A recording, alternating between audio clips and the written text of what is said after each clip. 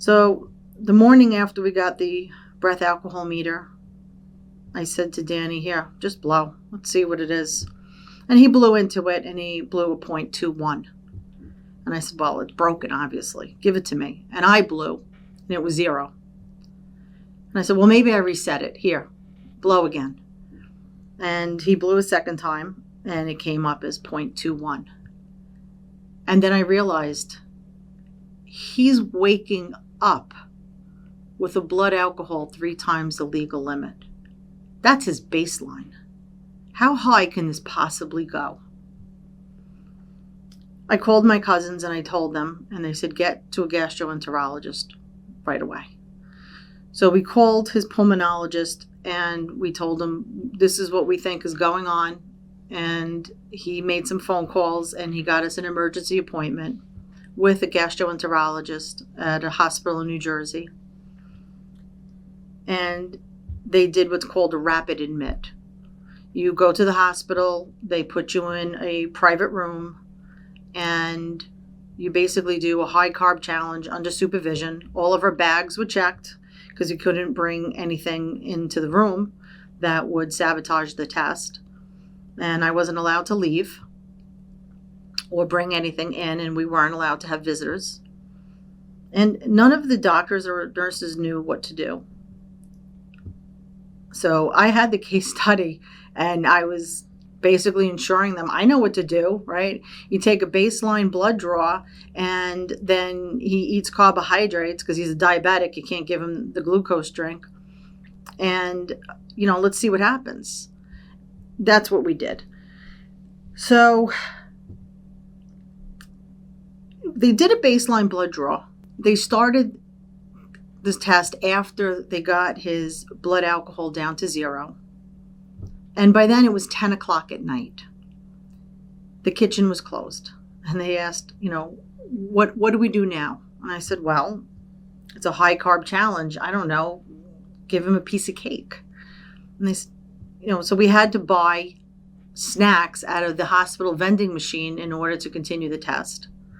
They did another blood draw. And then we gave him the snacks to eat. We just pretty much, threw it on a tray and said, go ahead, eat it. It was me and 2 nurses, and we were sitting on the bed just, talking to him about, what's been going on for the last year and what we've been through. And it was just like this really nice conversation as he was eating this cake. And about 45 minutes to an hour went by, and the nurse said, well, is this when I take the blood draw? And I said, you know what? I don't know. Take it. Let's see what happens. This is a 24-hour test. We're going to be here a while. They took the blood draw, and they sent it to the lab, and now it's just wait for the results. And maybe in a few hours they would come back and take another blood draw. It was around midnight, and we were dozing off in bed in the hospital room, and the lights went out, and we were just kind of like, talking and, dozing off here and there, and we both fell asleep eventually. And then I awoke because I heard running, and I thought I was dreaming at first, but I heard the running, like a lot of people running. And I opened my eyes, and I thought to myself, so there must be an emergency on the floor. Well, they were running into our room and flipped on the lights, and they were holding IV bags, and they were injecting Danny. They were putting IV bags up. They were connecting medication. They were doing all kinds of crazy things. And I said, wait, what's going on? What is happening? And one of the doctors said, how long has this been going on? And I said, how long has what been going on? And she said, this medical condition. And Danny said, about a year, maybe more. And they ran out of the room. And I'm looking at Danny, and we're bewildered. What is going on? One of the nurses runs back in with another IV bag.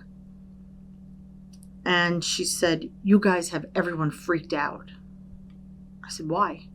She says, his blood alcohol is really high. I said, but it's only been an hour. He only ate 1 piece of cake. She said, It's high.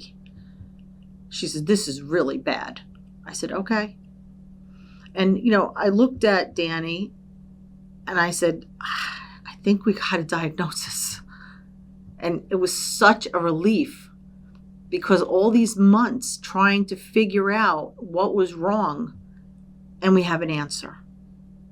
And we were so hopeful that he was going to get well.